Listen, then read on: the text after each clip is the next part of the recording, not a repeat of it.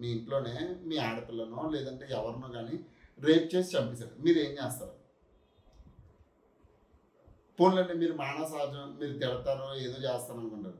అతడు ప్రభు దగ్గరికి వెళ్ళి, ప్రభు నాకు తప్పు అయిపోయింది క్షమించమని అంటే, ప్రభు క్షమించేస్తాడని అంటే చాలామంది చెప్తారు కానీ క్షమించేస్తాడని అంటారు కానీ, ప్రభు క్షమించాలన్నా కూడా చాలా పెద్ద ప్రాసెస్ ఉంది.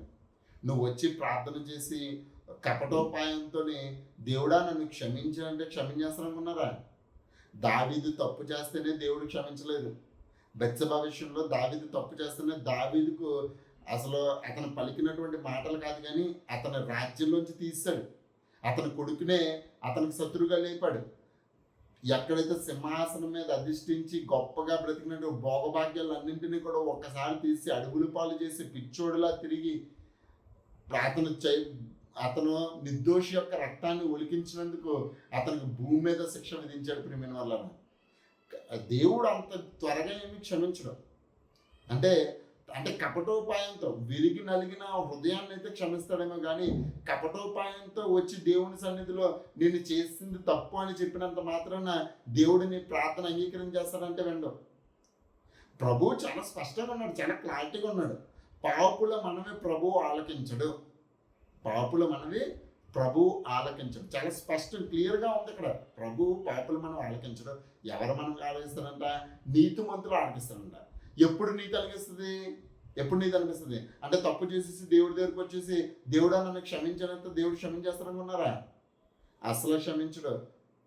క్షమించడానికి కూడా ఒక అర్హత ఉండాలి, క్షమింపబడ్డానికి కూడా ఒక అర్హత ఉండాలి.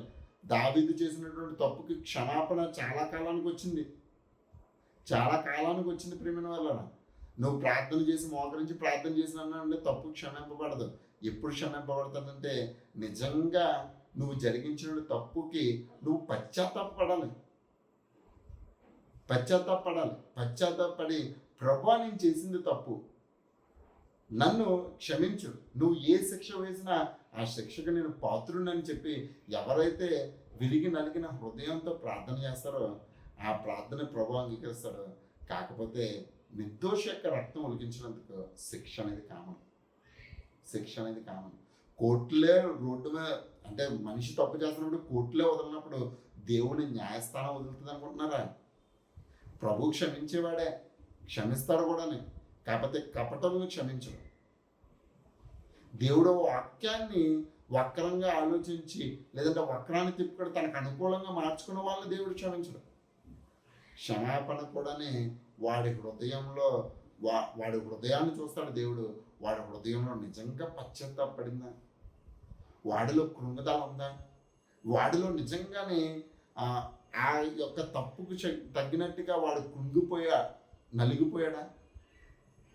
అయితే కంపల్సరీ అలాంటి వ్యక్తి నష్టపరిచిన కుటుంబానికి ఎంతో కొంత లాభం చేకూరుస్తాడు. ప్రియమైన వల్ల